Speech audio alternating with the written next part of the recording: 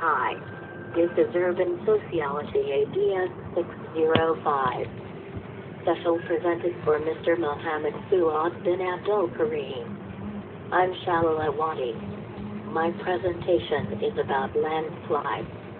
We're focused with subtopic cause and solution. A landslide, also known as a landslip, is a geological phenomenon that includes a wide range of ground movements, such as rock falls, deep failure of slopes, and shallow debris flows.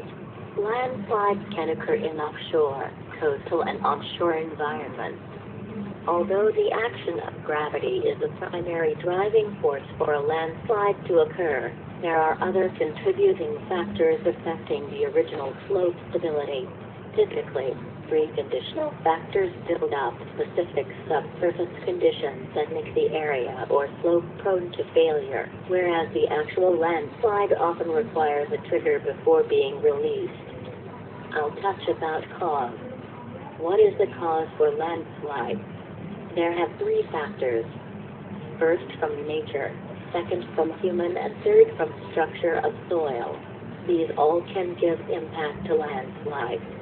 Landslides can move slowly, millimeters per year, or can move quickly and disastrously, as is the case with debris flows. Debris flows can travel down a hillside at speeds up to 200 miles per hour, more commonly 30 to 50 miles per hour, depending on the slope angle, water content, volume of debris, and type of earth and debris in the flow. These flows are initiated by heavy, usually sustained, periods of rainfall, but sometimes can happen as a result of short bursts of concentrated rainfall or other factors in susceptible areas. Burned areas charred by wildfires are particularly susceptible to debris flows, given certain soil characteristics and slope conditions. The human causes include the removal of vegetation, interference with or changes to natural drainage, leaking pipes such as water and sewer rediculation, modification of slopes by construction of roads, railways, buildings, and others. Besides, overloading slopes, mining and quarrying activities, vibrations from heavy traffic, excavation or displacement of rocks, also the human cause of landslide.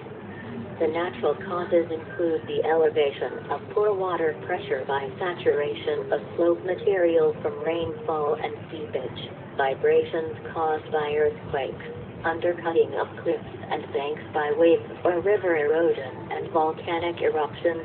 Typically, a number of elements will contribute to a landslide, but often there is one which triggers the movement of material. The rock slides were the downslope displacement of coherent masses of earth material along one or more well-developed failure planes. Slides can further be divided into the rotational slump, where the units, coherent masses, of the slide are few and rotated backward toward the slope.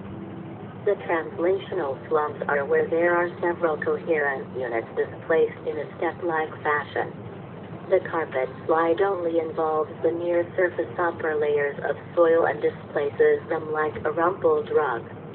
The block glide is the dislocation of a coherent unit along a very shallow plane with little internal disruption or rotation of the block. Government and NGOs eat together to get the solution for our safety. Try to find the best choice and plan how to settle the problem. Have four factors. First is an economic. Should focus from side of economic. In terms of economic aspects, the government needs to upgrade more on the knowledge on natural phenomenon to the public through media such as internet, seminar, and others. By stating more information regarding the landslide, the locals would know few things about landslide and a way to deal with landslide if it occurs. Not only that, the government should provide more expertise to prevent this matter before it happens. In addition, with expertise help, the government should help campaign for the locals to participate. Therefore, the locals can gain knowledge on this matter. In terms of social aspects, The locals need to understand and apply their knowledge about the occurrence of landslides.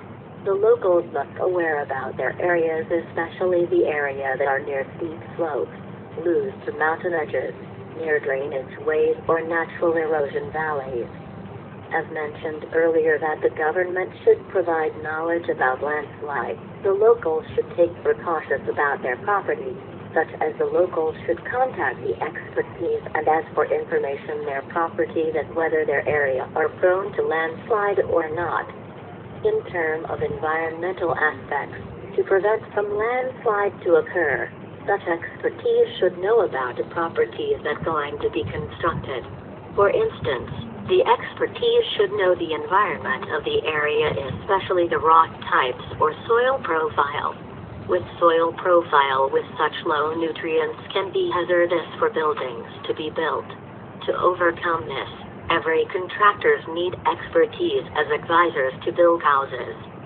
In terms of infrastructure aspects, the government should provide relief centers for the victims. For instance, if the victims cannot find any places to live, the government should give the privilege to stay at the relief centers. Another solution is the technology warning, such as satellite images from the meteorological station can be used for warning the locals about the weather, especially during the intense rainfall. Then, with the media's help, they can inform the locals regarding the weathers. Many communities that have come to depend upon timber harvesting as their primary economic function have begun to lobby for alternative methods in which the harvesting is carried out to not only ensure future yields, but also to prevent more occurrences of environmental hazards in their areas. One main method that logging companies have begun to adopt is old-growth selective felling, which allows most of old-growth trees to remain.